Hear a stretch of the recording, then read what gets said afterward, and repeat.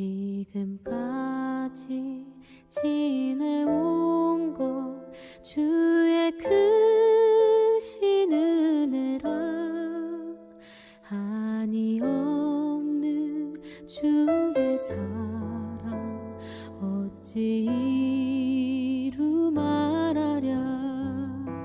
자나깨 난 주의 손이 항상 살펴주시고 모든 일을 주 안에서 형통하게 하시네. 몸도 맘도 연약하나 세임받아 살았네. 물 붓듯이 부으시는 주의 은혜 족하다. 사랑 없는 거리에 난 험한 산길 헤맬 때 주의 손을 굳게 잡고 찬송하며 가리라. 주님 다시 되올 날이 날로 날로 다가와. 무거운 짐 주께 맡겨 벗은 날도 멀잖네. 나를 위해 예비하신 고향 집에 돌아가 아버지의 품 안에서 영원토록 살리라. 영원토록 살리라.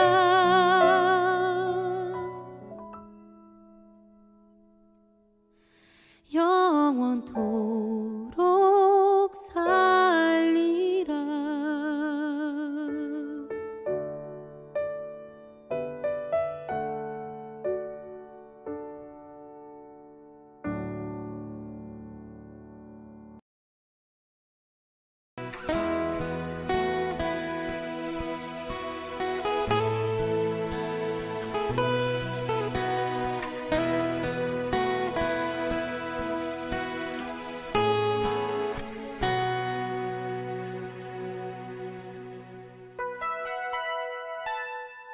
내 갈급함 어느 것으로 채울 수 없네. 내 갈급함 상한 나의 심령에 내 갈급함 부르짖는 소리 들으소서. 내 갈급함 주의 음성 들리네.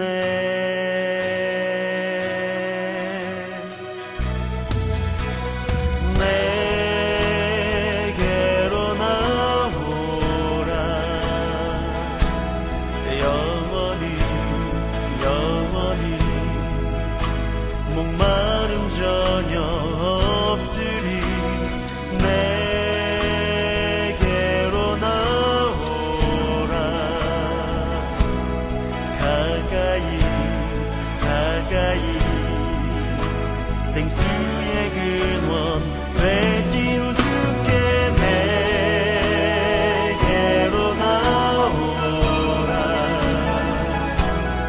영원히 영원히 목마름 전혀 없으니 내게로 나오라. 가까이 가까이 생명의 근원 되신 주께.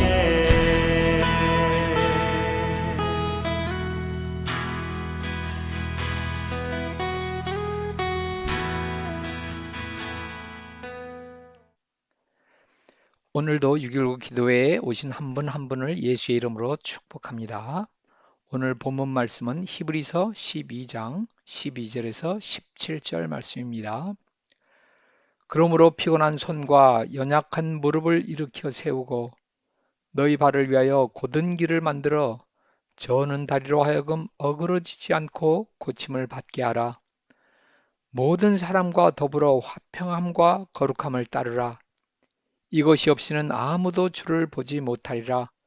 너희는 하나님의 은혜에 이르지 못하는 자가 없도록 하고 또 쓴뿌리가 나서 괴롭게 하여 많은 사람이 이로 말미암아 더럽게 되지 않게 하며 음행하는 자와 혹 한 그릇 음식을 위하여 장자의 명분을 판 에서와 같이 망령된 자가 없도록 살피라.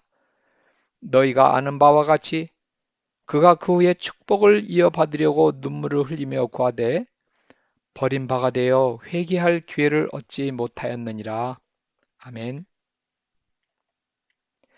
11장에서 믿음의 선배들이 어떻게 하나님을 향한 믿음을 지킴으로 그 결과를 얻게 되었는지, 또한 믿음의 결과를 바로 받지 못했을 때까지도 믿음을 잃지 않고 끝까지 믿음을 지켰는지 한 사람 한 사람 예를 들어가며 우리에게 믿음의 격려를 해주셨습니다. 12장에 들어서면서 믿음을 지키려는 우리가 넘어지기 쉬운 부분들에 대해서 가르침과 경고들을 구체적으로 알려주고 계십니다. 12절, 13절에는 고대에 있었던 운동 경기 중 마라톤과 격투 경기를 연상하게 하는 말씀들입니다. 12절 말씀, 그러므로 피곤한 손과 연약한 무릎을 일으켜 세우고, 이 말씀은 1절에서 나오는 마라톤 선수가 열심히 달리다가 지쳐가는 모습을 연상하게 하는데요. 그것을 지켜보는 선수의 아버지가 너무 안타까워서 힘을 내라고 포기하지 말라고 격려하는 소리가 들리는 것 같습니다. 12절 말씀은 또한 이사야서 말씀과도 연결이 되는데요. 이사야서 35장에 약한 손을 강하게 하며 떨리는 무릎을 굳게 하며 라고 이스라엘 백성들을 격려하고 계신 그 말씀과 연결이 됩니다. 믿음은 바라는 것들의 실상이요 보이지 않는 것들의 증거라고 11장에서 말씀하셨지만 아직 보이지 아니하기 때문에 우리가 포기하게 되기가 참 쉽습니다. 주저앉게 되기가 쉬운 것이죠.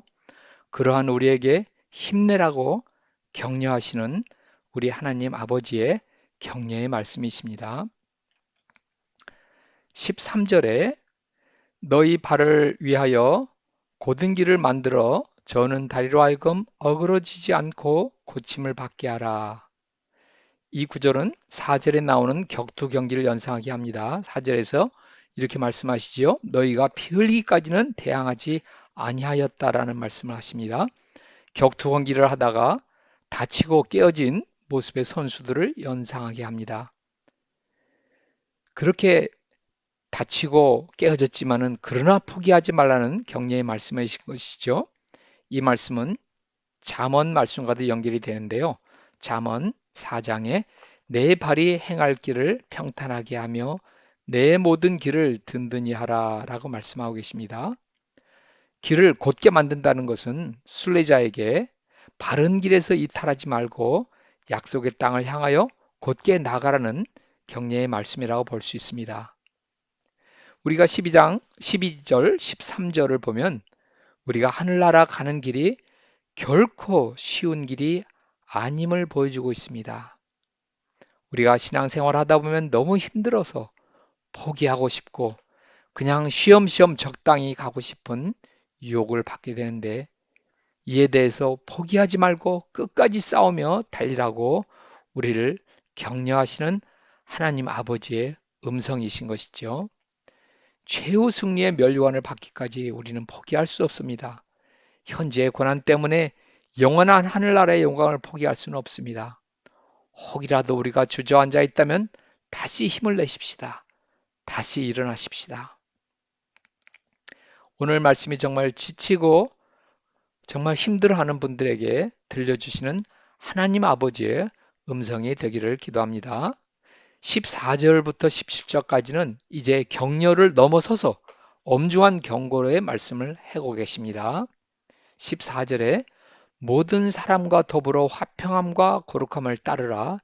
이것이 없이는 아무도 주를 보지 못하리라 말씀하고 계십니다.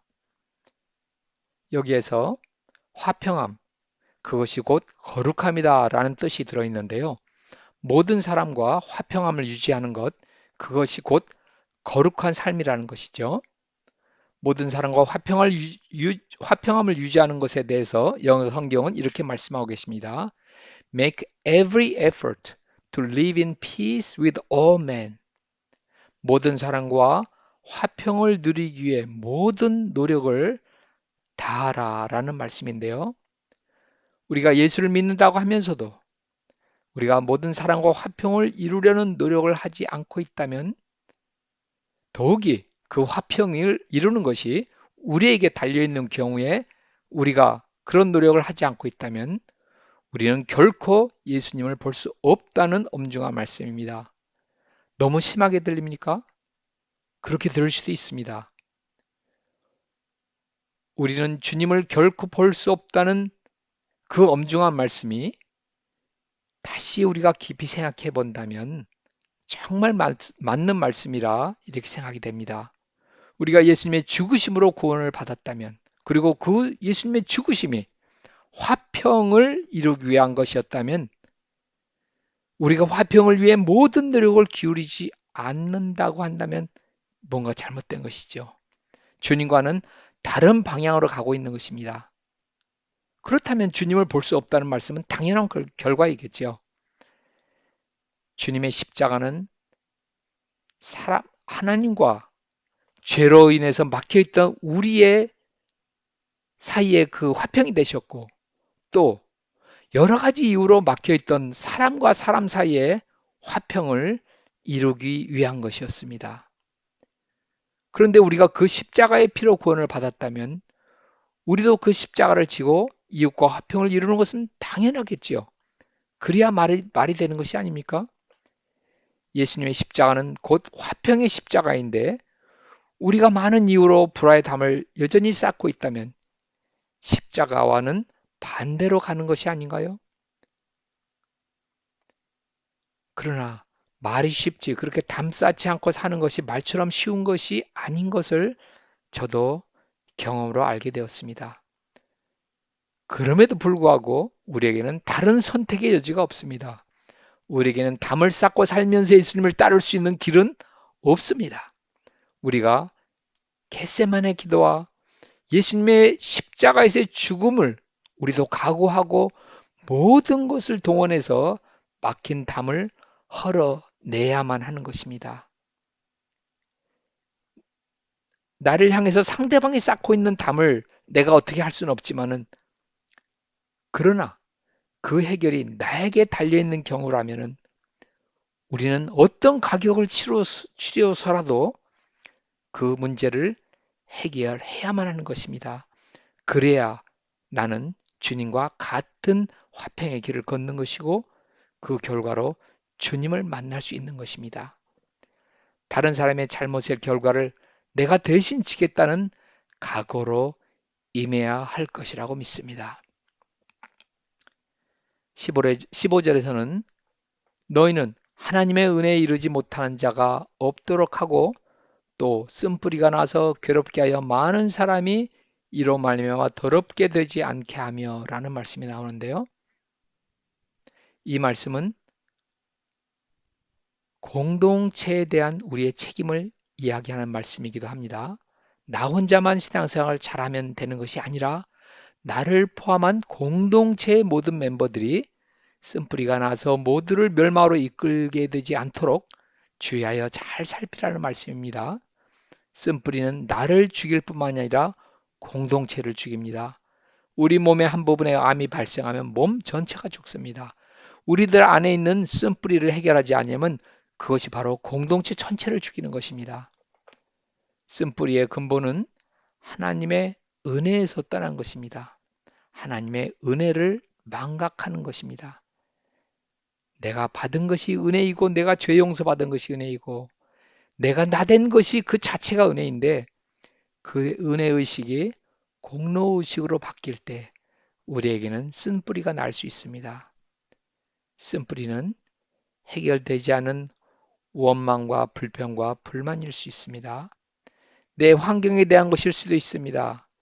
교회에 대한 것일 수도 있습니다. 아니면 공동체 안에 다른 사람에 대한 것일 수도 있습니다.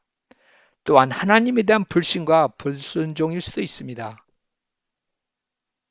물론 여기에는 문제 해결에 대한 지혜도 필요하고 기술도 필요합니다.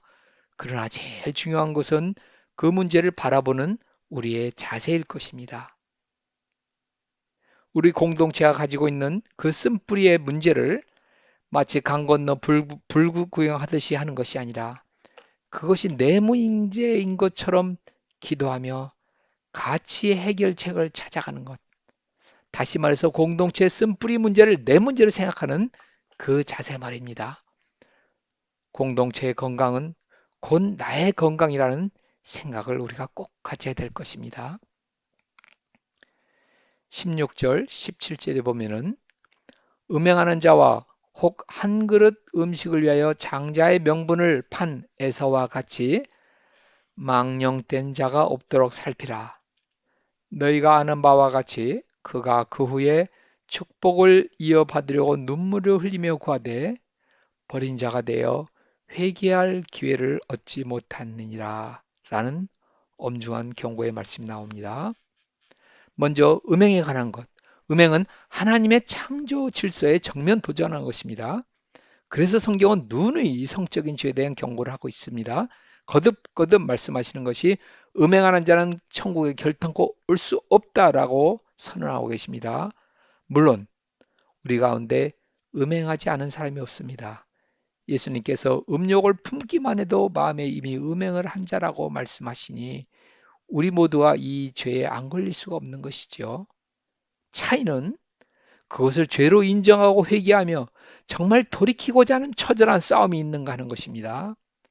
사탄은 우리를 또한 우리의 차세대를 이 죄악으로 몰고 가며 부추기고 이것은 죄가 아니라 모든 사람들이 하는 것이라고 우리를 속이고 있습니다. 그러나 하나님은 분명하게 선언하고 계신 것입니다. 음행을 하는 자는 결국 결단코 천국에 들어올 수 없다고 말입니다. 그런데 우리가 한 가지 여기서 놓치기 쉬운 것은 세상의 마음을 빼앗겨 예수님의 사랑을 잃는 것, 그것이 더 다른 심각한 음행이라는 사실입니다. 우리는 예수님과 약혼한 신부입니다. 그런데 그 약혼자와 결혼날이 더디어진다고 그만 다른 남자와 사랑에 빠져서 자기 약혼자를 향한 사랑을 저버린다면 이것은 분명한 음행이죠. 주님에 대한 순종이 세상의 것에 대한 사랑으로 인하여 변질된다면 그것은 심각한 음행이 아닐 수 없습니다. 그러한 흐름이 공동체에 흐르기 시작하면 마치 그것이 정상인 것처럼 되어서 모두가 그렇게 되어가면서도 우리가 예수님께 음행을 범하고 있다는 사실조차를 우리가 모르게 됩니다. 코리안 드라마에서 유부녀가 다른 사람과 사랑에 빠지는 것을 로맨스처럼 만들고 있습니다. 그러한 풍조가 교회에 스며들어 예수님에 대한 순수한 사랑을 세상에 빼앗기는 것을 우리가 당연시 하게 되지 않도록 우리 자신을 살피고 또한 우리 공동체를 살필 책임이 우리에게 있습니다. 우리를 사랑하시되 자기 목숨보다 더 우리를 사랑하신 우리 예수님 신랑께 드릴 우리의 순수한 사랑이 세상의 유혹에 의해서 흔들리고 있다면 우리가 이것은 아니다라고 깨우고 격려하며 경계하며 권면할 책임이 우리에게 있다는 것입니다. 그 말씀 가운데 또 이런 말씀이 나옵니다. 혹 한 그릇의 음식을 위하여 장자의 명분을 판 에서와 같이 망령된 자가 없도록 살피라. 이 말씀은 무엇을 경고하고 있습니까? 당장 좋은 것을 위해서 영원한 것을 소홀히 여기는 자에 대한 경고인 것이죠. 배고픈 에서에게는 당장 배부르게 못할 장자의 축복보다는 당장 자신에게 필요한 팥죽 한 그릇이 더 필요했습니다. 그런데 얼마나 많은 때 우리 자신도 당장 필요한 세상적 필요 때문에 하나님이 내게 약속하신 영원한 축복을 저버리고 잊어버리고 있는지요? 우리가 당장 눈에 보이는 것을 따라갈지 아니면 영원한 복을 약속하신 하나님을 따라갈지 우리가 신중히 생각해 봐야 될 것입니다. 돌이킬 수 없이 후회를 하는 에서가 되지 않도록 성경은 우리를 깨우고 계십니다. 영원한 면류관을 위해 경주를 하고 있는 일이 결코 쉽지 않습니다마는 그 뛰는 것을 중단하지 말고 자지 말고 쉬지 말고 우리에게 그 맡겨주신 경주를 완주를 하라고 우리에게 경고를 또한 격려를 하고 계신 것입니다. 이 음성이 우리 모두에게 들려지기를 기도합니다. 이 시간에 같이 기도하십시다. 먼저 들은 말씀 먼저 놓고 기도하겠습니다. 우리 마음속에 포기하고 싶은 마음, 주저앉고 싶은 마음 우리가 다시 세워 주님께서 맡기신 사명을 잘 감당하는 우리 되도록 기도하십시다. 또한 우리가 이웃과 허물어야 할 담을 십자가의 능력으로 허물 수 있게 도와달라고 기도하십시다. 또한 우리를 죽기까지 사랑하신 우리 신랑 예수님을 오늘도 변함없이 사랑하여 세상의 마음을 빼앗기지 않도록 해달라고 우리가 기도하십시다.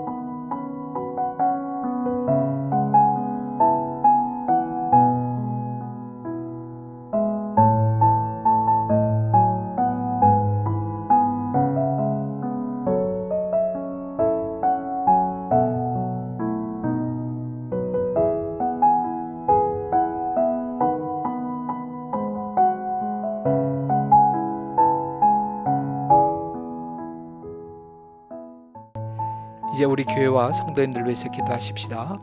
이번 토요일 구주 사랑 축제에 주님이 찾으시는 영혼들이 주님께 돌아올 수 있도록 기도하십시다. 그리고 B24 차세대 미션 센터 건축에 모든 성도님들이 기쁘게 참여할 수 있도록 기도하십시다. 그리고 현재 진행 중인 아름다운 대화 교실 위에 성령의 역사가 있도록 기도해 주시고, 그리고 힘든 치료 과정을 지나고 계신 성도님들과 그 가족들에게 힘 주시도록 기도하십시다.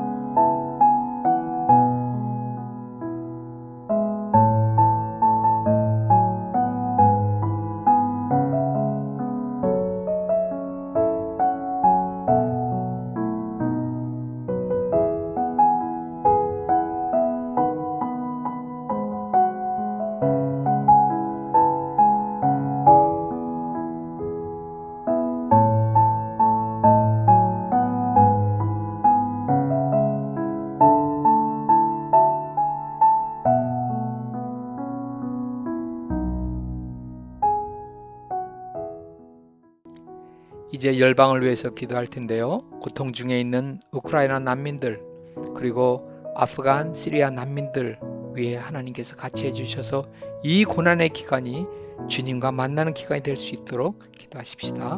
그리고 우리 교회가 후원하는 우리 사무엘, 김요셉, 잔톤, 정대섭, 임광택, 정광섭, 조장원, 한재습, 배찬식, 이중덕 선교사님을 위해서 우리가 기도하십시다. 그리고 우리가 국내 선교로 돕고 있는 은혜 침례교회 김신일 목사님, 늘 사랑의 교회 이상원 목사님께 힘 주시도록 같이 기도하십시다.